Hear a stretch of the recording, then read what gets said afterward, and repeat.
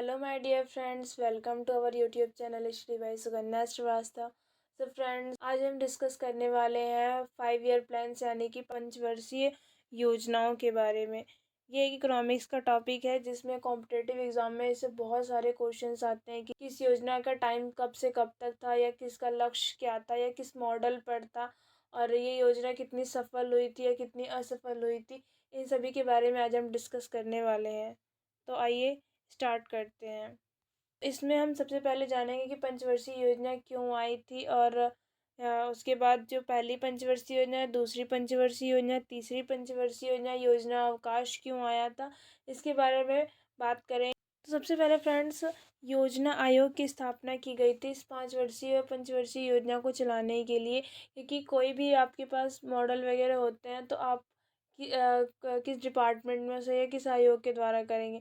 तो इसके लिए हमने ना योजना आयोग की स्थापना की थी। कब की थी? 18 मार्च 1950 को की थी। और इस योजना की स्थापना पंडित जवाहरलाल नेहरू जी के द्वारा की गई थी। जो पंचवर्षीय योजनाएं थी वो भारत ने सोवियत संघ से प्रभावित होकर ली थी, और सोवियत संघ में भी ये पंचवर्षीय योजना 1928 में जोसेफ स्टॉलिन ने स्टार्ट की थी योजना, ठीक है। और उन्हीं से प्रभावित होकर हमने ली थी कि भाई हम भी इस तरीके की योजना बनाएंगे जिससे हमारा जो भारत था उस टाइम पे बहुत ही ज़्यादा आर्थिक तंगी का सामना कर रहा था, गरीबी का सामना कर रहा था, तो हम उससे उभर सकें। इसके लिए हमने पंचवर्षीय योजना लाई थी।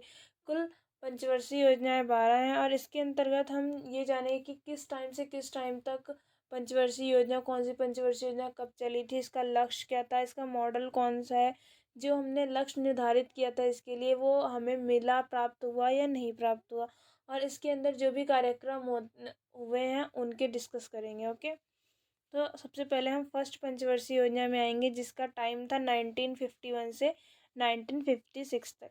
इसका लक्ष्य था, क्योंकि हमारे पास ओनली उस टाइम कृषि थी। कृषि का मतलब कि हमारे पास धरती थी, क्योंकि हमारे पास पैसा उतना नहीं था कि हम लगा कर उसे अच्छे तरीके से अपने भारत को विकास कर सकें, इसलिए हमने कृषि की ओर ध्यान दिया।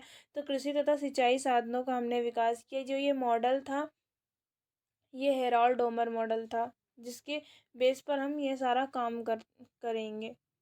जो आर्थिक वृद्धि दर थी, यानी हमने जो लक्ष्य निर्धारित किया था वो 2.1% का था, लेकिन हमें उससे बहुत ऊपर बढ़कर प्राप्त हुई 3.7%। इसकी योजना हमें प्राप्त हुई थी। फ्रेंड्स, यहाँ पर सही कर लीजिएगा। और इसके अध्यक्ष जो थे उस टाइम जवाहरलाल नेहरू हमारे प्रधानमंत्री जी थे, और जो उपाध्यक्ष थे वो गुलजारीलाल नंदा थे। तो आइए जान लेते हैं कि जो प्रमुख कार्यक्रम थे वो कौन कौन से थे। सबसे पहले आप देख सकते हैं बहुत बड़ा इसमें हुआ था पंचवर्षीय योजना। फर्स्ट पंचवर्षीय योजना में 3 बहुउद्देशीय नदी घाटी परियोजनाओं का निर्माण हुआ था, जो कि हीराकुंड नदी घाटी परियोजना थी, जो कि उड़ीसा में महानदी के ऊपर बनाई गई थी। सेकंड आपका दामोदर घाटी परियोजना थी, जो कि दामोदर नदी के ऊपर बनाई गई थी पश्चिम बंगाल में। और थर्ड आप थी वो भाखड़ा नागल परियोजना थी, सतलज नदी यानी कि पंजाब में, सतलज नदी के ऊपर पंजाब में बनाई गई थी। क्योंकि सिंचाई करने के लिए साधनों का हमें विकास करना था, तो हमने डैम वगैरह बनाए, जिसकी वजह से हमें हमारी कृषि जो थी वो उसकी सिंचाई अच्छे से हो सके। जो ये पंचवर्षीय योजना थी, फर्स्ट वाली पंचवर्षीय योजना, उसका उद्घाटन पंडित जवाहरलाल नेहरू जी द्वारा हुआ था। और जो दामोदर घाटी परियोजना थी वो अमेरिका के टेनेसी वैली परियोजना से प्रभावित होकर की गई थी। सेकंड आप देख सकते हैं 18 अगस्त 1951 में आईआईटी खड़गपुर की स्थापना की गई थी। 2 अक्टूबर 1952 में सामुदायिक विकास कार्यक्रम की स्थापना की गई थी। 1953 में राष्ट्रीय प्रसार सेवा कार्यक्रम की स्थापना की गई थी। और 1953 यूजीसी यानी कि विश्वविद्यालय अनुदान आयोग की स्थापना की गई थी, देश में उच्च शिक्षा को मजबूत करने के लिए, वित्त पोषण की देखभाल और उपाय करने के लिए की गई थी जो है यूजीसी की स्थापना। 1955 में रेलवे वैगन की स्थापना की गई थी। आगे चल के देखते हैं सेकंड पंचवर्षीय योजना हमारी कौन सी थी। तो आप देख सकते हैं सेकंड पंचवर्षीय योजना है 1956 से 1961 तक। इसका लक्ष्य था उद्योगों का विकास व तीव्र औद्योगिकीकरण, क्योंकि अब हम कृषि से थोड़ा ऊपर आ रहे हैं, क्योंकि हमने कृषि की, जिसकी वजह से अच्छी खेती हो गई और अच्छी हमें थोड़ा सा अच्छा सा पैसा मिल गया, तो हमने कहा कि हम अगर उद्योगों का विकास करते हैं तो हमारा भारत और विकास की ओर अग्रसर होगा। जो ये मॉडल था जिस पर ये पूरा बेस था वो था पीसी महान लोबिस मॉडल। और जो इसकी आर्थिक वृद्धि दर थी वो हमने लक्षित की थी 4.5% की, और हमें प्राप्त हुई थी 4.2% की। लगभग लगभग ये भी सफल रही थी पंचवर्षीय योजना। इसमें जो कार्यक्रम थे, इसमें इस्पात संयंत्र 3 बड़े स्थापित किए गए थे। राउरकेला जो कि उड़ीसा में स्थापित किया गया था, छत्तीसगढ़ में भिलाई इस्पात संयंत्र स्थापित किया गया था, पश्चिम बंगाल में दुर्गापुर, और इन सभी को जो है कि सहयोगी देश राउरकेला को बनाने में जर्मनी था, और छत्तीसगढ़ में भिलाई में बनाने के लिए सहयोगी देश रूस ने हमें हेल्प की थी। और दुर्गापुर पश्चिम बंगाल में इस्पात संयंत्र स्थापित करने के लिए ब्रिटेन ने हमारी हेल्प की थी। ओके, इसमें प्रमुख कार्यक्रम में देखेंगे तो है हमारे पास 2 अक्टूबर 1959 को देश के तत्कालीन प्रधानमंत्री जवाहरलाल नेहरू जी द्वारा राजस्थान के नागौर जिले से पंचायती राज की शुरुआत की गई थी, जो कि नागौर जिले के बगदरी गांव से शुरुआत की गई थी। तथा 1958 में खादी व ग्रामोद्योग बोर्ड की स्थापना की गई थी। इसमें 48 अरब जो रुपए थे हमारे पास, 48 अरब उनका यूज़ किया गया था इस पंचवर्षीय योजना को बनाने में, सेकंड पंचवर्षीय योजना को। ओके, नेक्स्ट देखते हैं थर्ड पंचवर्षीय योजना। जो थर्ड पंचवर्षीय योजना थी वो 1961 से 1966 तक थी, और इसका लक्ष्य था आत्मनिर्भरता के साथ स्वतः स्फूर्तिमान अर्थव्यवस्था को स्थापित करना। इसका जो मॉडल है उसका नेम है सुखमय चक्रवर्ती मॉडल। और जो आर्थिक वृद्धि दर थी वो हमने 5.6% लक्ष्य हमने इसमें डिसाइड किया था कि हम 5.6% रखेंगे, पर हमें यहाँ पर 2.4% ही प्राप्त हुई थी आर्थिक वृद्धि दर। इसमें प्रमुख कार्यक्रम है बोकारो इस्पात संयंत्र, जो कि झारखंड में स्थापित किया गया था रूस की हेल्प से। 1964 में 2 बड़े संगठन स्थापित किए गए, IDBI और UTI, तथा 1965 में 2 संगठन और स्थापित किए गए, FCI और CACP।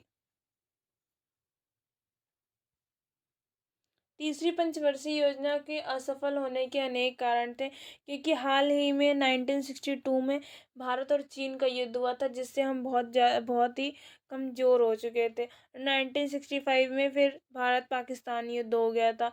1965 से 1966 के बीच में भयंकर अकाल आ गया था, फिर से सूखा प्रभावित क्षेत्र आ गए थे, जिससे हमें बहुत ही ज़्यादा नुकसान हो गया था। यह तीसरी पंचवर्षीय योजना पूरी पंचवर्षीय योजना 12 पंचवर्षीय योजना में सबसे असफल पंचवर्षीय योजना बताई गई है।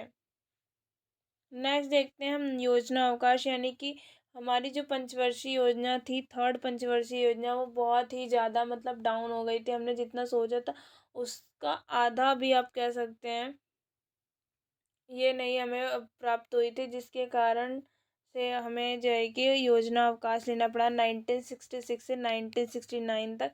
3 साल का यहाँ पर आपको योजना अवकाश हमें मिला था, जिसके अंतर्गत हरित क्रांति की स्थापना, हरित क्रांति आई थी। और जो विश्व में हरित क्रांति के जनक हैं वो है नॉर्मन ई बोरलॉग। ये बहुत क्वेश्चन पूछता है। और भारत में MS स्वामीनाथन इसके जनक हैं, किसके, हरित क्रांति के। जो हरित क्रांति थी उससे प्रभावित फसलें जो थी वो चावल और गेहूँ थी, और जो प्रभावित क्षेत्र थे वो पंजाब, हरियाणा और पश्चिमी यूपी थी। आगे योजना अवकाश जब समाप्त होता है तो हमारे पास आती है चौथी पंचवर्षीय योजना। जो चौथी पंचवर्षीय योजना थी वो 1969 से 1974 तक चली थी, जिसका लक्ष्य था स्थिरता के साथ आर्थिक विकास करना, और इसका मॉडल का नेम है खुला प्रतिमान मॉडल। और जो आर्थिक वृद्धि दर हमने इसमें लक्ष्य की गई थी वो 5.5% थी, और हमें प्राप्त 3.3% हुई थी।